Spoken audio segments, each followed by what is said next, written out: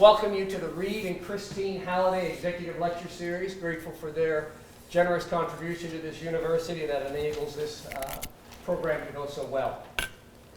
I'm going to introduce to you a Utah native, Theresa Foxley, who's passionate about promoting the Beehive State.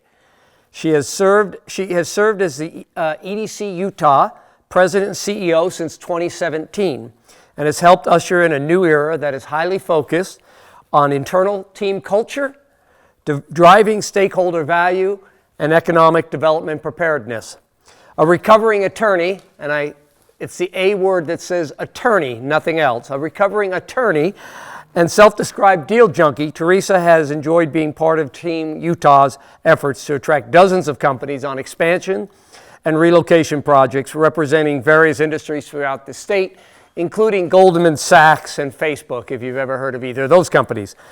Prior to joining EDU Utah, Theresa was a senior leader at the Utah Governor's Office of Economic Development. Earlier in her career, Theresa represented a diverse set of clients in her private legal practice on a multiple of general corporate and financial matters. She's a member of the National Advisory Board at the Woodbury School of Business. Theresa lives in Salt Lake with her husband and son. They love spending time outdoors with their mountain dog. Will you join me in welcoming Theresa to the stage?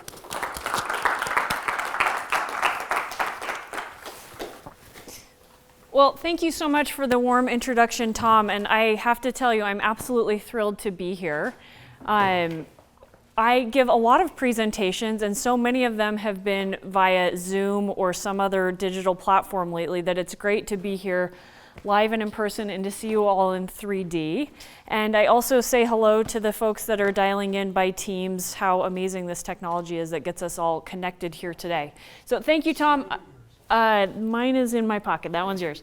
So, well, I really am looking forward to chatting with you today. And first off, you're probably wondering, what is the Economic Development Corporation of Utah? So we'll talk a little bit about who I am and what we do as an organization. But first, let's run through the agenda for today. So first, let's talk a little bit about the economic development landscape in Utah. We'll talk about the Utah business environment over the last 10 years and why the state has had such tremendous success economically.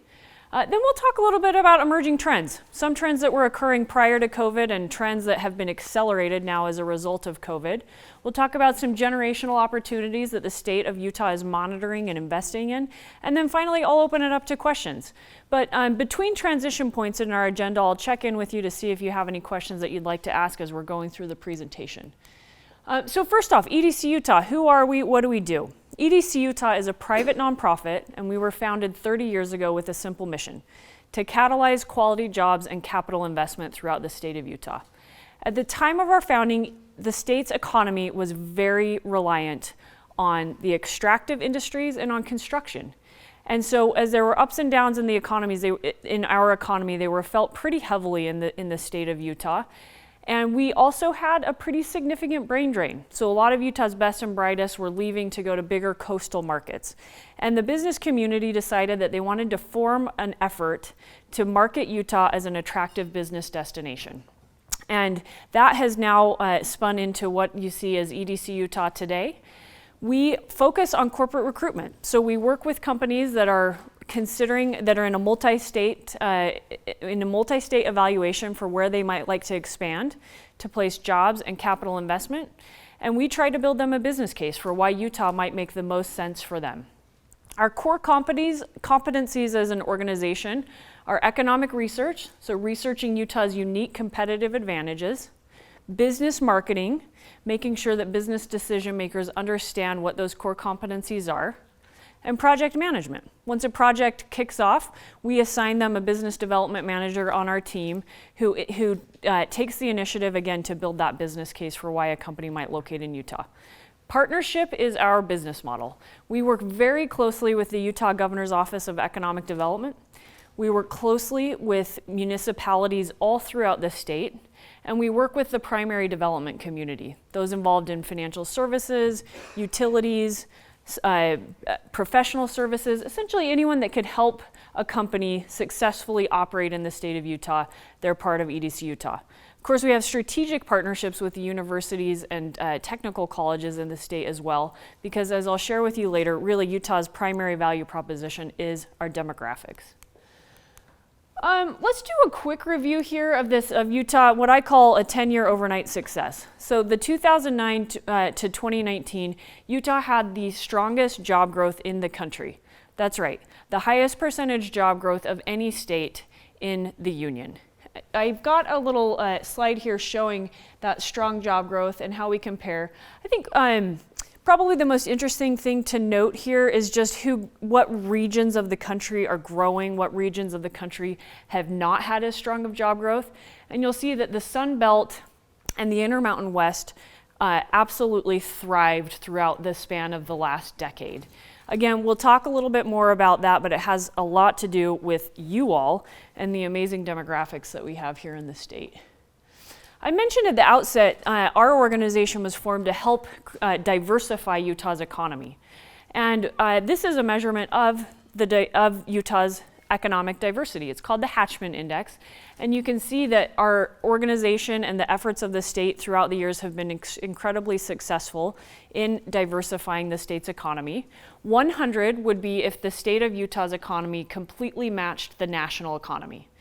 So you can see here that in 2009, we had a 98.1% Hatchman Index rating, and in 2019, a 97.6. So we really retained our diversity despite that growth. In other words, it means the growth was balanced. It wasn't like one industry really outpulled another industry, although of course you're probably all familiar with the phenomenal tech success that we've had in the state in that time period. And that leads me to this slide. So what type of growth has been going on in the state of Utah, and why is that important? You can see that Utah outpaces the nation by almost 20% in jobs in IT and advanced materials. Why is this important? These are the types of industries that create big multiplier effects in the economy. IT, because they're such high-paying jobs, so those folks that work for IT companies go out and they spend money on homes and cars and daycares and retail and vacations and other things, and advanced materials because they procure a lot of supplies and they build up big supply chains around them. So we focus our efforts on industries that are that have high multiplier effects, and that is again part of the state's diversification strategy. So this is a transition point. Any questions thus far as to the state's success rate over the last decade? Yeah, so it's a measurement of the diversity of the economy. And a 1 or 100% is the nation's economy. And so states, if a state's economy perfectly mirrored the national economy, they would be at a 1 or a 100. Utah is so close to that, being up in the high 90s, and in fact, we have the most diverse economy in the country. You see a lot of other states like, say, Nevada, which is really reliant on gaming and tourism, their Hatchman Index would be much lower. A state like, say one of the Dakotas that are really reliant on the energy economy, their Hatchman Index would be much lower as well. So this diversity has of course been a very big strength to Utah as we have gone through 2 economic shocks over the last decade, with the first, of course, being the Great Recession of 2008-2009, and the second, of course, being what we're experiencing now. So grateful for the tourism economy that we do have in the state, but it is nationally and in the state the part of our economy that is performing the poorest as a result of the COVID-19 pandemic. And so if our state were very reliant on that, like Hawaii or like Nevada, you wouldn't see the very strong, relatively strong numbers in the state of Utah that we have today. So it's a measurement of diversity, exactly. One question from our students online. Has the administration's trade policy resulted in reshoring and corporate recruitment projects? That's a great question. So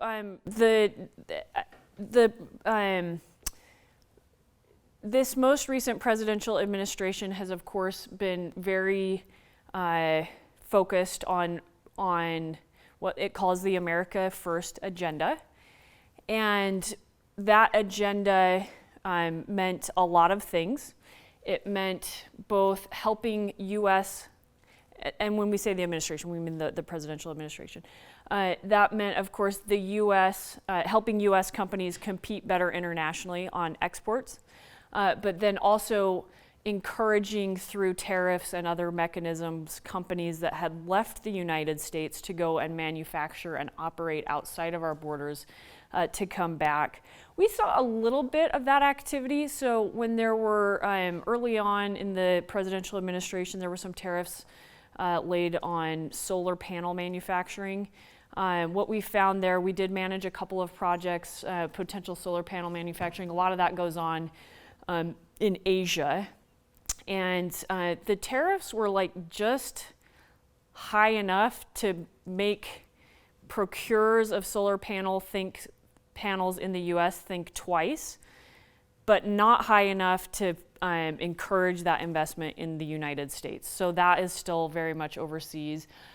We saw a little bit of that with aluminum manufacturing as well, managed a couple projects, but it has not been a big part of the work that we do as an organization. We just haven't seen those trade policies result in corporate recruitment projects like we might have expected, or like those administering those trade policies might have hoped for. One more from our students online, if I may. It seems like Silicon Slopes and technology is growing very fast. How are we doing in the other industries? That's a great question. We will get to that, but Utah focuses on 6 strategic sectors, and the question was about how are Utah's non-tech sectors faring. Utah focuses on 6 strategic sectors, and they are faring very well. We have a larger aerospace and defense sector than you might be aware of. We have an advanced composites subsector there that really drives a lot of that growth. Composites being the lightweight carbon materials that are now going into more and more types of aircraft, helps them be lighter. Our financial services industry has done incredibly well. Our life sciences industry is growing. In fact, over the last 10 years of life sciences states, Utah's life sciences industry grew faster than any other states. So again, just this diversity in our economy has been a big benefit. Let's do just a quick overview of Utah as compared to the rest of the country. And so some of the things that are benefits to the state, some of them just how we rack and stack right now. When I had to go in and update this slide, it was sobering. You do see that we used to have about 3% annualized job growth rate, anywhere between 2.7 and 3% annualized job growth rate. It has, of course, shrunk as a result of the COVID-19 pandemic. But compared to the country, we're faring much better. The same can be said of our unemployment rate. That used to be at about 2.7% as well. And now we're at 4.1%, which would be considered full employment in most economies, but Utah's is so strong, and we know there are still a number of individuals that would like to be working that are out of work. So although it might be academically considered full employment, we don't consider it to be so, and we're still working very hard. But look at that national rate. I mean, there are a lot of folks out there that are really suffering. But here's a good snapshot of the Utah economy. Key thing here, we're a small state. We're now at about 3.2 million people. The census is, of course, going on. It'll be very interesting to see how, when we get those very official numbers, we have a lot of estimates throughout the 10-year period when we're not going through the census. But we're a pretty small state. Nevertheless, our demographics and our geography make Utah an incredible place for corporate investment. And I'll tell you a little bit more about that. So if there's one thing I want you to take away from why Utah has been an incredible success, it's because of you. Utah is incredibly attractive for corporate investment because we are young, we are well educated, and we are growing very quickly as a state. Perhaps the defining characteristic within that youthfulness or within that demographics is our youthfulness. We are 7 years younger than the national median, and that is a real benefit to corporations who are looking to not only hire people for today, but who want to know that there will be a workforce ready for them in the future. We're highly educated. All of you are here trying to improve your own skill set. And presumably trying to increase your ability to be gainfully employed at the end of your period here at Utah Valley University. And that is, again, another huge benefit. This young, well-educated population. There's a lot of discussion internally in the state about how do we improve our educational outcomes. We're highly supportive of those as an organization. We know that a well-educated workforce is the best way that we can bulletproof ourselves economically in the future. But we also know that today we compete very well as compared to many of our peers, and certainly as compared to the national. Your defining characteristic here, though, is your language skills. This is a huge benefit to companies, particularly those who are multinational, who might have, you might have a life sciences company that's headquartered in Germany, that's doing R&D work in the United States, and that's doing production in Asia. To have engineers that can speak both German and English, and engineers who can speak, and production managers that can speak Mandarin Chinese, because of our LDS missionary program, but also because of some of the language programs that have been instituted in the state, huge, huge, huge competitive advantage for the state of Utah, and one that a lot of companies take advantage of. And finally, we're fast growing. So what does this mean, and why would companies care about this? Many companies are very interested, again, in this. What is the workforce of the future? Will I be able to attract workers into the community that I am standing up my operation in? And the answer is, of course, yes. But the interesting thing about about this, in my opinion, has been how much of Utah's growth has shifted from what we call organic growth, so births exceeding deaths in our community, to what we call net in-migration. So more people moving into the community than moving out of the community. You can see about 40% of our growth in 2018 came from net immigration. This has historically been around 20%. So people are moving to the state of Utah. They're seeking out a higher quality of life, a lower cost of living, and better economic opportunities. And we can find that here, and that is, of course, very attractive. It is not without its challenges, though. We will double our population within all of our lifetimes. By 2065, it's projected that the state of Utah will go from about 3.2 million to over 6 million people, with a lot of that growth occurring in what is already a highly urbanized area. So it's not without its challenges, but it certainly is seen as a benefit by companies who, again, they want to attract an incumbent workforce, the labor pool that's already here, but they also want to know, can they relocate people into this state, and will those people enjoy living here? Can they have those employees have a better quality of life than they might, say, in another community where they do have operations, or another community that they're evaluating? So Utah's demographics, huge advantage. Utah's geography, another huge advantage.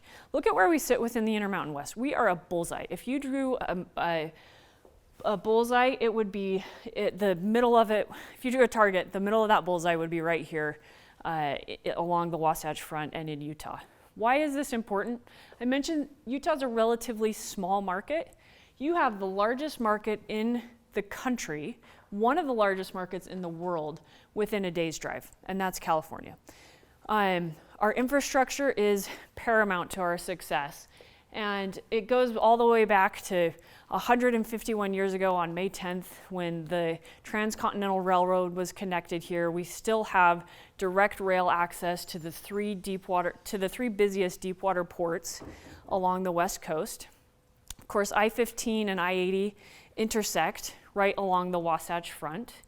And we just completed a $4.1 billion reconstruction of the Salt Lake City International Airport.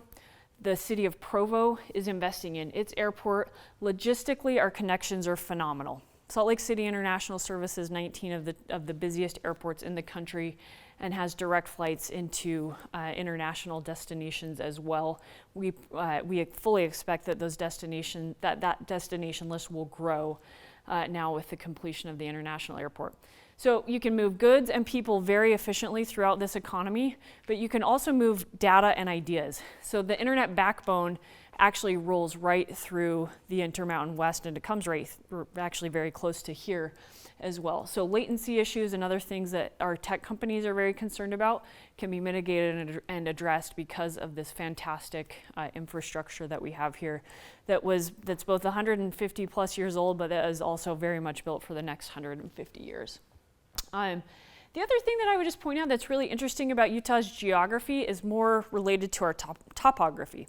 So yes, we are very well situated within the Intermountain West, but because of the valleys, the lakes and the mountains here, we look like a big, square, flat western flyover state that you might expect to be highly rural, and it is. But we're also highly urbanized. We're the fourth most urbanized state in the country because almost 80% of our population resides along the Wasatch Front. So between Ogden and Provo, you have about 2.4 million people. So if employers locate within that dense labor pool, draw a drive time radius around that, call it 25 minutes. That's about what most of us are really, that's about our tolerance for commute. You can access the bulk of the state's labor pool just about anywhere along the Wasatch Front. We have, of course, growing communities outside of the Wasatch Front too, like Washington County, one of the fastest growing counties in the country. And again, workforce, labor, infrastructure, all things that very much benefit those communities and that we expect to see growing going forward. And finally, the last thing I want you to take away from this, why Utah's been so successful over the last 10 years, you got demographics, you've got geography, and you have intention. The state has been very intentional about being business friendly and about partnering with corporations that will help drive opportunity and prosperity in the state of Utah. Very favorable regulatory scheme that keeps our rates affordable. You can see here how we stack up with our cost of living comparisons. But what I really wanted you to see was the investments that the state has made in key sectors that are the sectors of the future and that are sectors that have that multiplier effect that we talked about earlier. So the state makes big investments in physical infrastructure to support these industries, whether that's aerospace, IT, advanced materials, outdoor products, life sciences, and they make big investments in the human capital infrastructure that goes to support that as well, through investments in our university systems, in our colleges of applied technology, and in the transportation assets that help those industries thrive. So we're at another transition point. Any questions? One online. With all this growth, is anything being done to address housing? Yeah, so housing is of course an issue that we're all very concerned about. Our housing prices, like many other fast-growing communities, we've seen big increases in those. There's a few ways to think about housing. So prior to the pandemic, we felt, again, with that sort of tolerance of 25 minutes or so of commuting, that we had a math problem. You got a doubling population, and you have a limited amount of acreage that's still left to build houses on, right? So you got to put more houses on fewer acres. That was at least the thinking, and will probably inform a lot of the thinking before the pandemic. Many of our home builders might suggest that some cities don't love densification. You saw a big fight in Orem just a little bit ago over some of the student housing that I got to see today.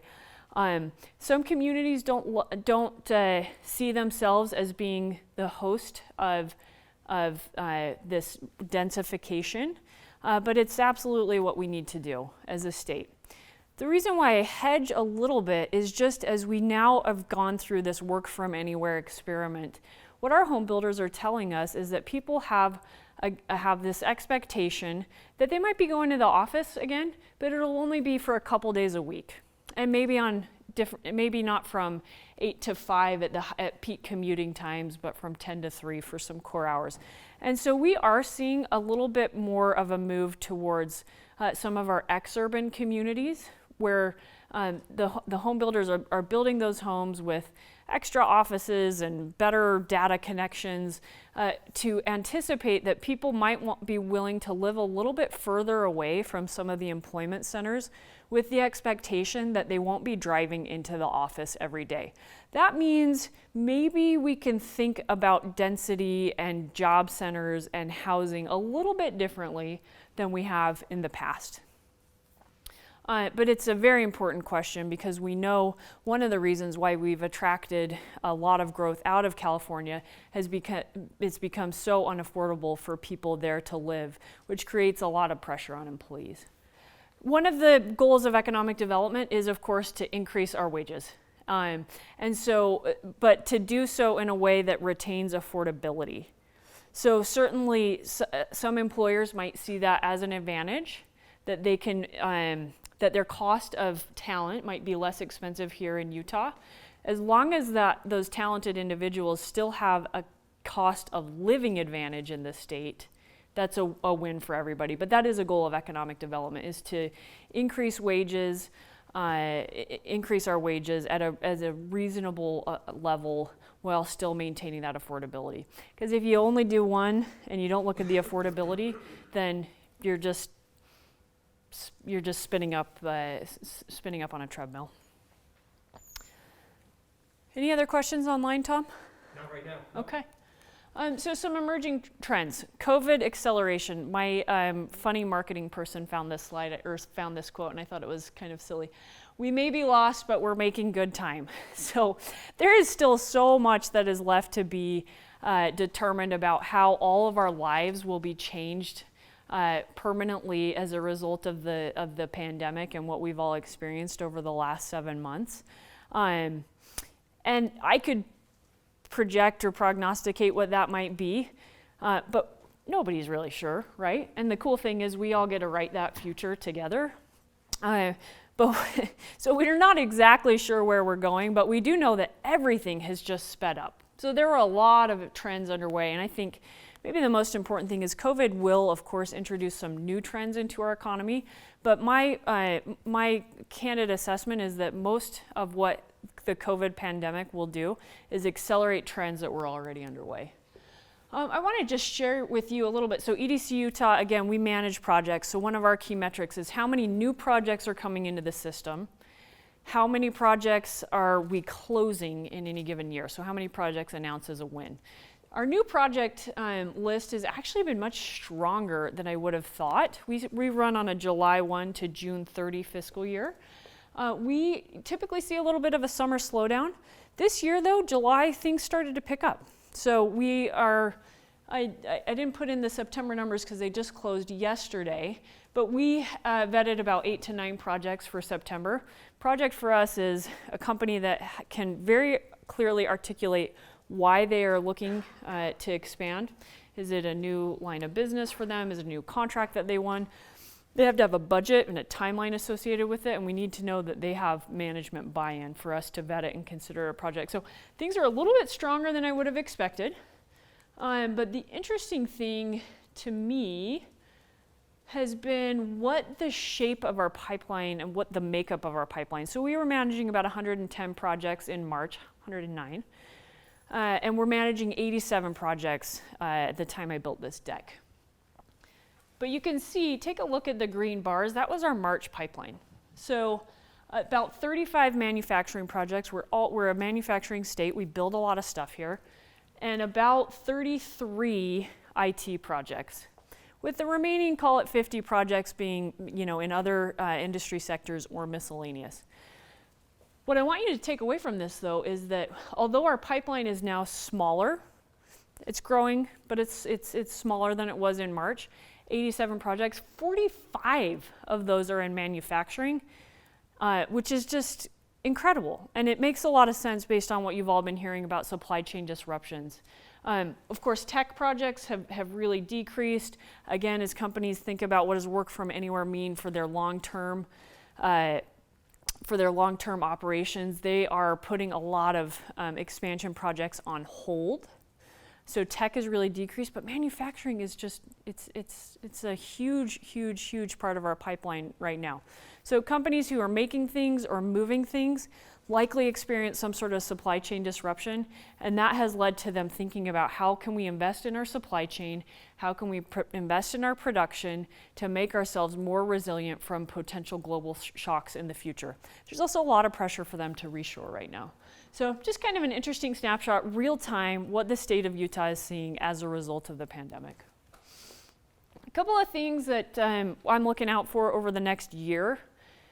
A potential surge in project activity. We market to a group of individuals called site selectors. They help companies make these site selection decisions.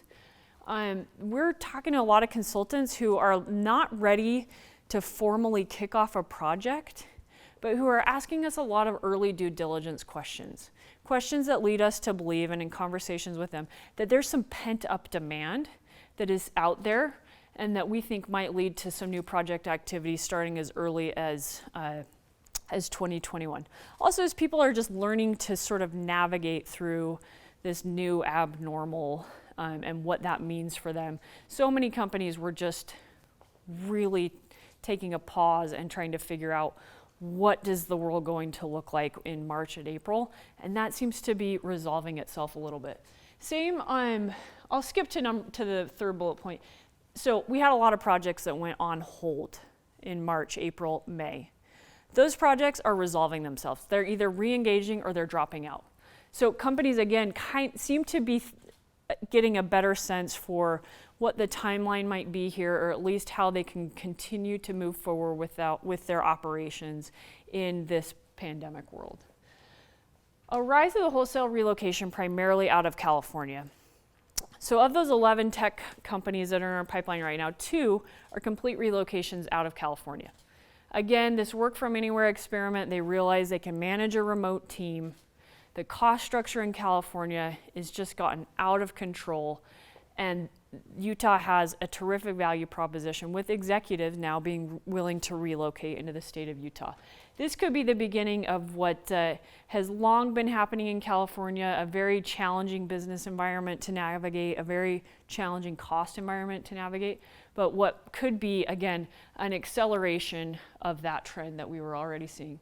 And finally, we've been doing a lot of what we call global strategy and outreach. We identify companies that are growing and where Utah might be able to help that company achieve some sort of objective.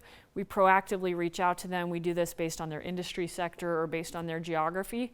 It's like any other sales gig. I imagine a lot of you guys and a lot of you folks in this room have probably done some sort of sales, have performed some sort of sales role.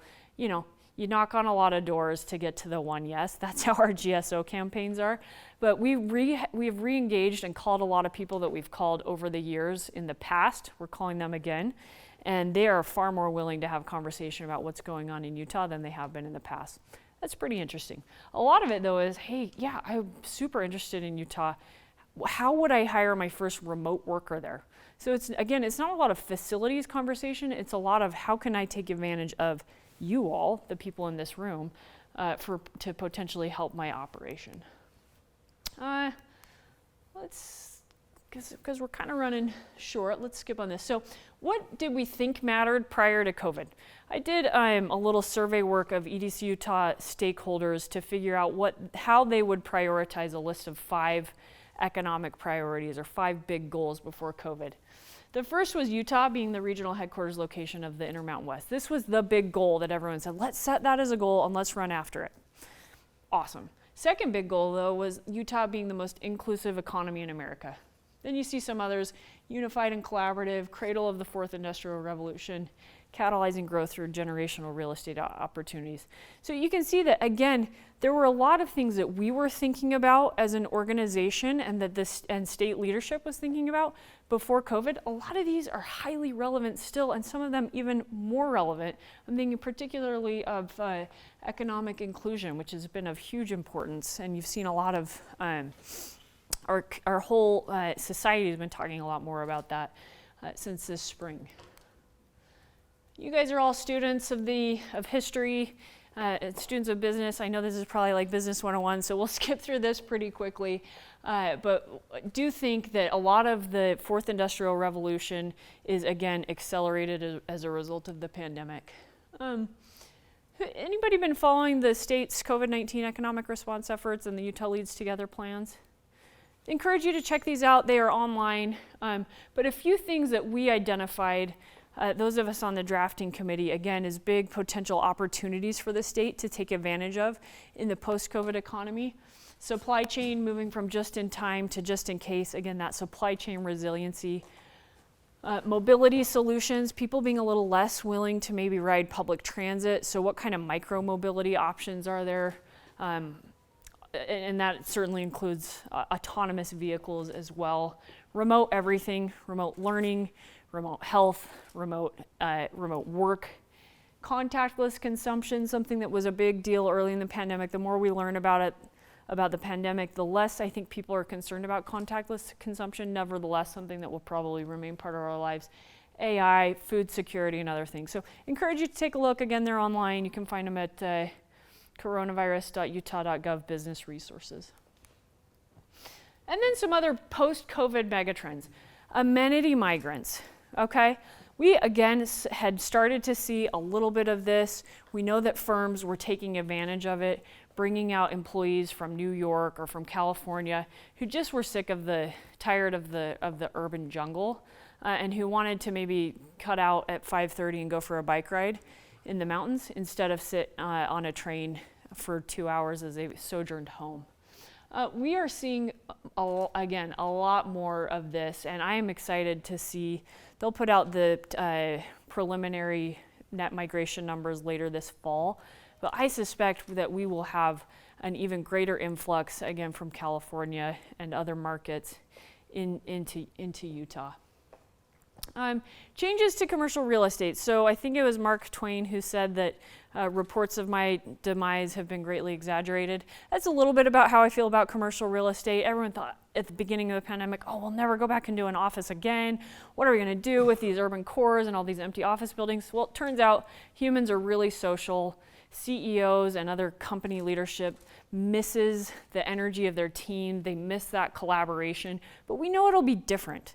And so we think of this as a little bit of a will TV kill the radio situation. There's probably room for a lot of different types of ways of managing an operation and commercial real estate going forward. But that's a big deal, and that's a big gear in our economy. So we're watching that very closely. Social and economic justice. Huge. Every company we're working with right now wants to understand how they can be an employer of choice, how they can build a diverse team in the state of Utah. And we are very much focused on working with companies that have that goal in mind as well. But this is a huge outcome of the COVID-19 pandemic and our understanding now that diverse and multicultural populations have been impacted by this, both from a health perspective, but also from an economic perspective in an outsized, really unfair way. And the pandemic exposed a lot of that. And then, of course, with other issues related to policing, we know that this is something that is going to be a big focus, both for our community, but also for the companies that we work with. And then California's economy, can it survive? We need it to. Again, Utah, a part of our positioning is that we are proximate to this big market. So we need California to stay healthy. Of course, yes, we'll benefit from some of their troubles and woes, but all in all, we want them, and I say that not flippantly, but of course, yes, of course, there will be some out-migration as a result of what's going on. That's not necessarily a good thing. Like, we need California's economy to remain very healthy because we are so reliant on it. Transition point. Any questions online, Tom? The one that I think students regularly ask themselves is, can the wages go up as fast as the cost of living is going up, right? They're at the beginning of their career. How do we help do that? I think you addressed it a little bit. Do you have any addendum to that question? Great. So again, the question is around, can wages increase as fast as cost of living? We've not been pacing where we needed to as a state, and we've got to make a much more concerted effort around controlling costs with the three big gears. Those three big gears being housing, transportation, and healthcare. And there are a lot of opportunities now as we think about transitions in state leadership, and as we take all of the learnings and knowledge that we've gained throughout the last 7 months and apply them more intentionally to help with that pacing a little bit more. So generational opportunities, just three things to put on your radar screen that the state is investing in and looking at and anticipates to be very important in the future. That is, of course, the Pointing the Mountain tech sector, which which I drove by today. The next is the Northwest Quadrant in Salt Lake City, and then the third is Hill Air Force Base, which will be an area that's highly focused on aerospace and defense in the future. So Pointing the Mountain, just quickly, the current correctional facility is there now. Not without controversy, the state decided to move the correctional facility to the northwest quadrant of Salt Lake City. So those two areas are really tied, the economic opportunity there is tied to that move. But this amazing opportunity for the state, which is the landowner of 700 acres in the epicenter of the state's tech explosion, to have this blank slate opportunity to anchor that area with a research institution, to create a true mixed-use development that is not only a job center, but that is also a recreation center, that's a housing center, that's a real place. And so that's something that we're watching very closely. I would encourage all of you to hop online. We've gone through a big visioning phase, and that is now moving to the planning phase. So how do you put the physical, how do you make the built environment reflect the vision of the community? Go to, I think it's whatsthepoint.com, or Google that. But they're trying to do some survey work, again, to help with this, to help take this opportunity from vision to planning, which is where the rubber is going to meet the road. The Northwest Quadrant, again, had been under-infrastructured for ever.